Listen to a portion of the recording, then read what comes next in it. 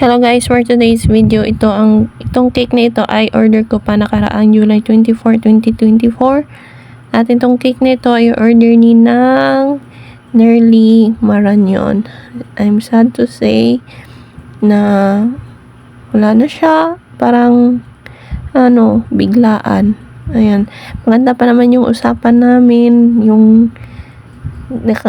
tumatawa kami habang naghihintay ng kukuha ng cake niya. Kaya ayun, kung saan ka man nasa mabuti ka ng kalagayan, at thank you so much sa palaging pagsuporta sa aking business, at mamimiss kita. Nabigla ako sobra, kaya isang malungkot na balita. Ayan, condolence to all, the whole family. Itong cake na ito ay order niya para sa birthday ng kalimutan ko, basta nanay at tatay. Ito, dalawang cake yung order niya. Ayan, nag-try pa ako dito ng Drip the Gold, pero hindi effective. Kaya yan, nilagyan ko pa ng oil, pero ito babala sa inyong mga baker. Huwag nyo itong gagayahin kasi siguradong papalpak yung inyong cake or drip cake. Kaya ayan, naglagay na lang ako sa may whipped cream at saka lagyan ng water, kunting water para maging runny at hindi masyadong kaya medyo nagano siya dito, naging oily. Ayan, tinanggal ko kasi napapangitan ako dyan.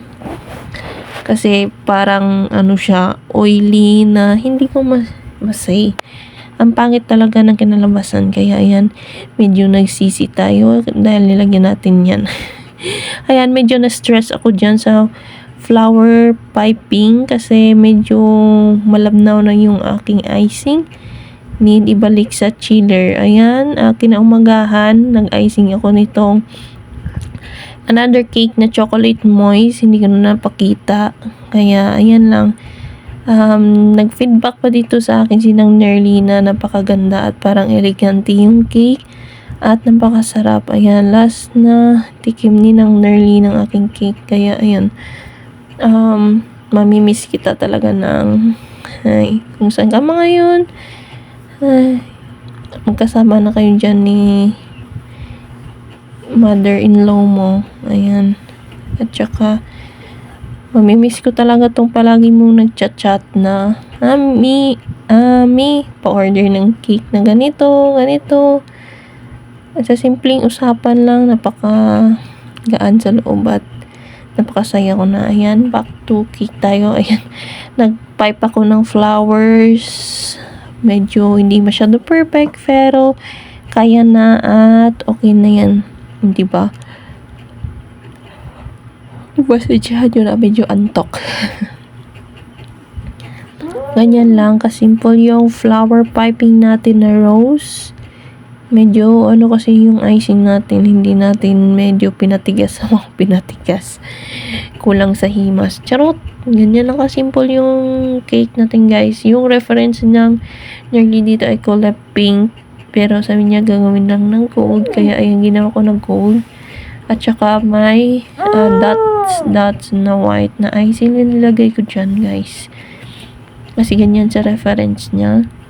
At yan, nilagyan ko lang ng ganyan. At saka leaves para maging maganda yung itsura. At saka request niya lagyan ng number 80 na candle. Ayan. At naglagay ako ng gold leaf para medyo kaakit-akit yung itsura. Inindit ko lang to yung toppers na happy birthday sa fonto. Yan yung mga ginagamit ng mga bakers kung hindi kayo magaling sa lettering. Ayan, diba? Ganyan lang ka-simple, guys. Yung cake natin, pero elegant. Yung size nyon is 7x7 na to. Dapat 7x6 lang, pero okay lang. Hindi ko na binawasan kasi sinang Nerly naman yung nag-order at lagi siya naman siya nag-order dito, kaya okay lang yan. Ayan, napakita ko na pala kung paano ko nilagyan ng filling yung cake natin sa chocolate moist. Ayan, di ba? Dalawang order niya, kaya sabi ko ng flavor ng isa, sabi niya chocolate moist at yung isa ay yama flavor. Kaya ayan, ganyan lang ka simple tayo maglagay. Naglalagay tayo lang na sa gastro at saka barbecue stick para siguradong secure yung cake natin. Pagpasensya na is umiiyak yung bulinggit natin dito. Di lang naman yan, pero iyak ng iyak talaga. Yan lang coated. First coat tayo ng white at saka lagay tayo ng medyo light black. Wow, light pa yan. Kasi pag maraming icing nilagyan mo, marami ka ding black na mas magagamit. Kaya yan, naglagay na ako ng kaunting icing at saka naglagay ng black ulit para maging darker yung kulay niya. Ayan, at i-rest nyo na lang siya guys para maging dark na dark. Ayan, ganyan lang yung itsura niya guys. Gold and black. I hate ko talaga yung chocolate, white chocolate na gagawing gold kasi hindi kami bate. Ayan, kaya ginanyan ko lang siya guys. Thanks for watching, bye!